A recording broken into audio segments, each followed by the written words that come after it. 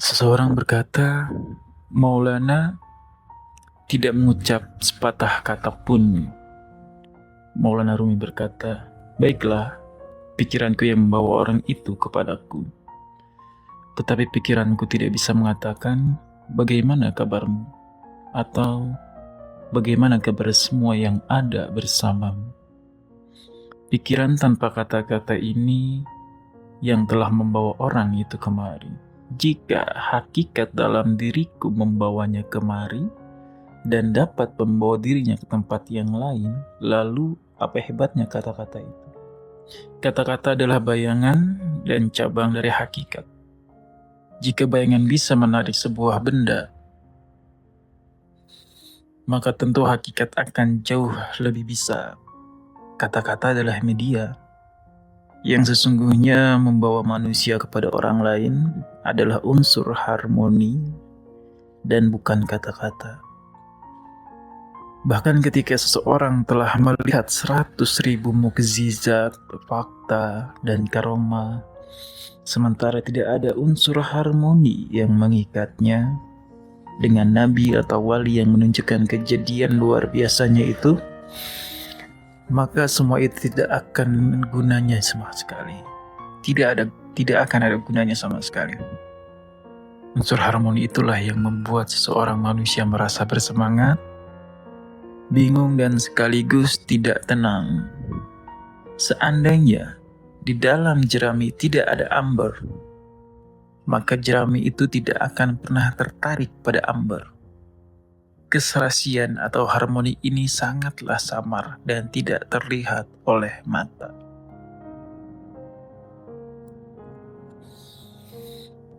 Pemikiran tentang sesuatulah yang membawa orang tersebut datang kepada sesuatu yang dipikirkannya. Memikirkan taman akan membawa seorang menuju taman, dan memikirkan toko akan mengantarkan orang itu ke toko.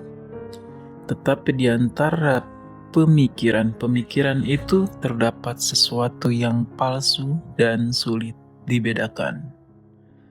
Bukankah kamu pernah mendatangi suatu tempat, tetapi kemudian kamu menyesal karena telah mendatanginya dan berkata, aku pikir ini tempatnya, tapi ternyata bukan.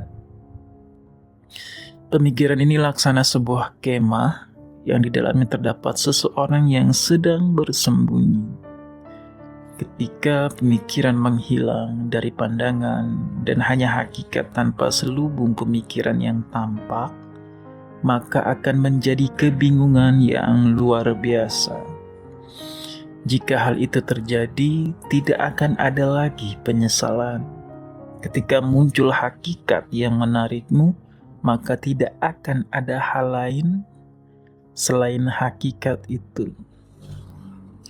Hakikat itu sendirilah yang menarikmu. Quran Surat At-Tariq mengatakan ayat 9, pada hari dinampakkan segala rahasia. Lantas, apa gunanya berbicara?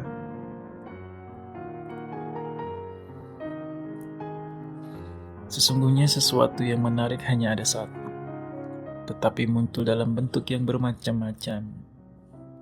Tidakkah kamu sadar bahwa manusia dikuasai oleh ratusan keinginan yang berbeda-beda? Contoh, aku ingin semacam bihun. Aku ingin perkedel daging dengan saus. Aku ingin halwa. Aku ingin kue kering. Aku ingin buah. Aku ingin kacang-kacangan. Manusia menghitung semua hal ini dan menamainya satu persatu. Akan tetapi, asal dari semua yang disebutkan tadi hanyalah ada satu, yaitu lapar.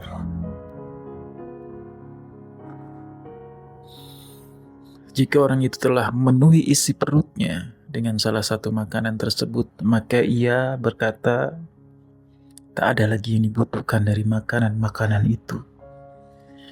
Jadi dapat dipahami bahwa sesuatu yang menarik dari manusia, sesuatu yang menarik diri manusia bukanlah berjumlah 10 atau 100, melainkan hanya ada satu, Quran Surat Al-Muddatsir ayat 31. Dan tidaklah kami jadikan bilangan mereka itu melainkan untuk jadi fitnah. Bagi manusia, bilangan itu adalah fitnah atau cobaan. Ada yang berkata, orang itu hanya satu, dan mereka ada 100. Atau dengan kata lain, mereka berkata, wali hanya ada 1, sementara manusia biasa ada banyak, 100.000. Ini adalah fitnah yang besar. Pandangan dan pemikiran yang membuat mereka menganggap manusia itu ada banyak dan wali hanya ada 1, itulah fitnah yang besar. Dan tidaklah kami jadikan bilangan mereka itu melainkan untuk jadi fitnah. Jika sudah demikian, lalu 100 yang mana? 50 yang mana? Dan 60 yang mana?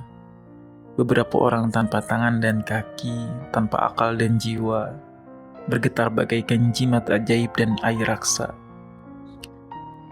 Mengenai mereka, kamu berkata bahwa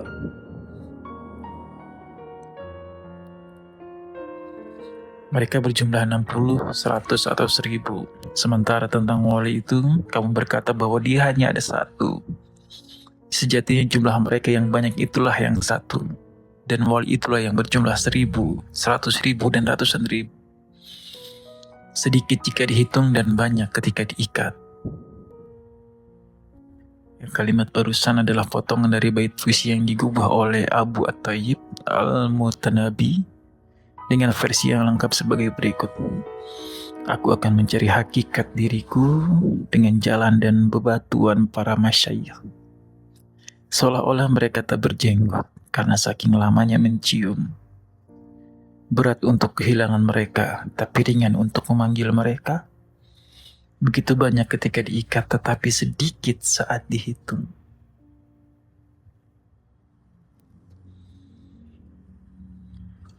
Seorang raja memberikan kepada satu tentaranya seporsi makanan untuk 100 tentara. Tentara lainnya mengeluh. Baginda raja berkata di dalam hatinya, akan tiba waktunya aku akan beritahukan pada kalian alasannya. Dan kalian akan mengerti mengapa hal ini harus kulakukan. Ketika perang besar terjadi, semua tentaranya melarikan diri hingga tersisa 1 tentara itu sendirian. Raja berkata, inilah tujuanku memberimu porsi makanan untuk 100 tentara. Seorang manusia harus membersihkan sifat tamyiznya dari berbagai macam kepentingan dan hendaknya mencari teman di jalan Allah, sebab agama seseorang bisa diketahui lewat teman yang dikenalnya. Selain itu, jika seseorang menghabiskan usianya untuk bersahabat dengan mereka yang sifat tamyiznya kurang, maka sifat tamyiz yang dimilikinya juga akan melemah. Dan akhirnya sahabat sejatinya itu akan berlalu tanpa kita sadari. Kamu melayani tubuh yang tidak memiliki sifat tamyiz.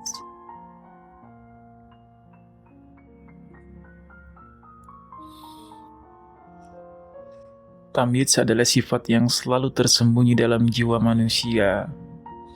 Tidakkah kamu melihat bahwa orang gila juga memiliki tangan dan kaki, tetapi kekurangan sifat tamyiz? Tamyiz sekali lagi adalah esensi murni yang terdapat dalam dirimu. Sementara kamu asyik memberi makan dan minuman pada tubuh yang tak bertamyiz siang dan malam. Bahkan kamu berpendapat bahwa tubuh berdiri di atas sifat ini. Padahal justru tamyiz inilah yang berdiri di atas tubuh. Bagaimana bisa kamu mencurahkan seluruh kemampuanmu untuk menjaga tubuh ini, sementara kamu sepenuhnya melalaikan esensi yang murni?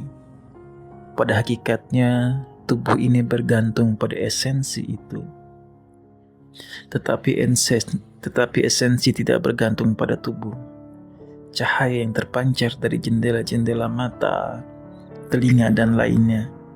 Seandainya jendela-jendela ini tidak ada, maka cahaya itu akan tetap terpancar melalui jendela-jendela yang lain. Misalnya, Kamu meletakkan sebuah lentera di hadapan matahari, lalu berkata, "Aku dapat melihat matahari dengan lentera ini." Hal itu tentu tidak mungkin, bahkan jika misalnya kamu tidak meletakkan lentera itu di depannya, matahari tetap akan memancarkan sinarnya kepada. Lantas apa gunanya sebuah lentera? Kita seharusnya tidak pernah berputus asa kepada Allah, karena harapan adalah permulaan bagi jalan keselamatan. Jika kamu tidak dapat melintas di jalan itu, maka usahakanlah paling tidak untuk berada di garis start jalan itu. Jangan pernah katakan, "Jalanku sungguh berliku, aku telah melakukan banyak kesalahan." Teguhlah di jalan istiqomah, maka tidak akan ada lagi kesalahan-kesalahan lainnya. Istiqomah itu seperti tongkat Musa, dan godaannya seperti tipu daya para penyihir Firaun. Ketika istiqomah muncul, ia akan menelan tipu daya para penyihir Firaun itu. Jika kamu teguh pada jalan lurus ini, maka sama saja kamu menyelamatkan dirimu sendiri. Sebab dengan keteguhan itu kamu akan sampai kepada Allah. Seekor burung yang bertengger di gunung itu dan kemudian terbang dan pergi. Adakah yang bertambah atau berkurang dari gunung itu? Bait tersebut adalah bagian dari salah satu puisi Rubaiyat Maulana Rumi. Versi lengkapnya, meskipun ada suara makhluk di meja makan azali yang sedang menyantap makanan, niscaya tidak ada satu hidangan pun yang berkurang. Seekor burung yang bertengger di gunung itu dan kemudian terbang dan pergi, adakah yang bertambah atau berkurang dari gunung tersebut? Ketika kamu sudah menapaki jalan yang lurus, maka semua jalan yang berliku akan hilang. Waspadalah, jangan pernah kehilangan pengharapan. Kerugian bersahabat dengan raja bukan karena kamu akan kehilangan nyawamu, sebab pada akhirnya semua manusia pasti akan meregang nyawa, entah hari ini atau esok. Kerugian bersahabat dengannya timbul ketika raja menampakkan dirinya dengan pengaruhnya yang kuat. Ia menjadi seperti naga yang superior. Maka seorang yang menemani dan mengaku bersahabat dengannya, yang menerima hadiahnya, mau tidak mau harus berkata-kata sesuai dengan keinginannya. Ia harus menerima ide-ide busuk sang raja. Ia juga tidak akan mampu menentang perkataan-perkataan raja tersebut. Dari poin inilah tampak bahayanya bersahabat dengan raja, karena hal semacam itu tidak dapat melukai agama. Ketika kamu memupuk hubungan yang baik dengan sang raja, maka sisi lain yang merupakan esensi dari hidup ini akan menjadi asing bagimu. Saat kamu semakin dekat dengan raja, maka pada sisi yang lain, tempat di mana sang terkasih berada akan semakin jauh darimu. Ketika hubungan kamu semakin erat dengan budak-budak dunia dan kamu senantiasa memiliki satu arah dengan mereka, maka sang terkasih akan marah kepadamu. Barang siapa yang membantu orang yang zalim, Allah Subhanahu wa Ta'ala akan memberikan kekuatan kepadanya. Kepergianmu ke arah Allah juga akan membuatmu tunduk kepada Allah. Kapanpun kamu berjalan ke arahnya, maka sebagai balasannya, ia akan senantiasa memberikan kekuatan kepadamu. Alangkah sayangnya jika seseorang yang telah meraih pantai samudra hanya merasa puas dengan seteguk atau satu kendi air, sementara ia melalaikan berbagai macam mutiara berkilauan dan ratusan ribu benda-benda indah yang sebenarnya bisa ia dapatkan di dalam samudra itu. Lantas apa gunanya ia mengambil air dari samudera itu? Apa bangganya melakukan hal tersebut bagi mereka yang berakal? Apa yang telah mereka wujudkan? Pada hakikatnya dunia ini tak ubahnya seperti buih di lautan, dan airnya adalah ilmu-ilmu para wali. Lalu di mana mutiara itu berada? Dunia ini tidak lain dan tidak bukan hanyalah buih yang dipenuhi jerami. Akan tetapi karena gulungan ombak dan harmoni irama samudera yang setia menemani sang gelombang, buih itu mewujud menjadi sebentuk keindahan. Quran Surat Yusuf ayat 87, sesungguhnya tidak berputus asa dari rahmat Allah kecuali kaum yang kafir. Quran Surat Ali Imran ayat 14, dijadikan indah pada pandangan manusia kecintaan kepada apa-apa yang diingini, yaitu wanita-wanita, anak-anak, harta yang banyak dan jenis emas, perak, kuda pilihan, binatang-binatang ternak dan sawah ladang. Itulah kesenangan hidup di dunia. Dan sisi Allah, tempat kembali yang baik adalah surga. Kata-kata dijadikan indah dalam firman Allah di atas adalah mengindikasikan bahwa semua hal itu sebenarnya tidaklah indah. Sebab segala bentuk keindahan yang tersimpan di dalam semua hal itu berasal dari tempat yang lain. Laksana uang palsu yang disepuh dengan emas, dunia yang merupakan gelembung buih ini adalah uang palsu yang tak berharga dan tak bernilai. Sementara kitalah yang menyepuh uang palsu itu dengan emas dan kemudian kita jadikan sebagai perhiasan yang tampak indah di mata manusia. Manusia adalah astrolab Allah, alat perbintangan kuno yang salah satunya digunakan untuk mengukur naiknya matahari dan bintang-bintang, itulah astrolab. Manusia adalah astrolab Allah, namun dibutuhkan seseorang astronom untuk mengetahui astrolab. Jika seseorang penjual sayuran atau makanan memiliki astrolab, apa yang akan mereka dapatkan darinya? Dengan alat perbintangan kuno ini, apa yang bisa diketahui oleh pedagang sayur dan makanan itu tentang tingkah laku, perputaran dan tanda-tanda, lintasan dan pengaruh bintang di langit. Sebaliknya, astrolab akan sangat bermanfaat jika berada di tangan para astronom. Itulah mengapa kemudian muncul kata-kata ini. Siapa yang mengenal dirinya, maka dia akan mengenal Tuhannya.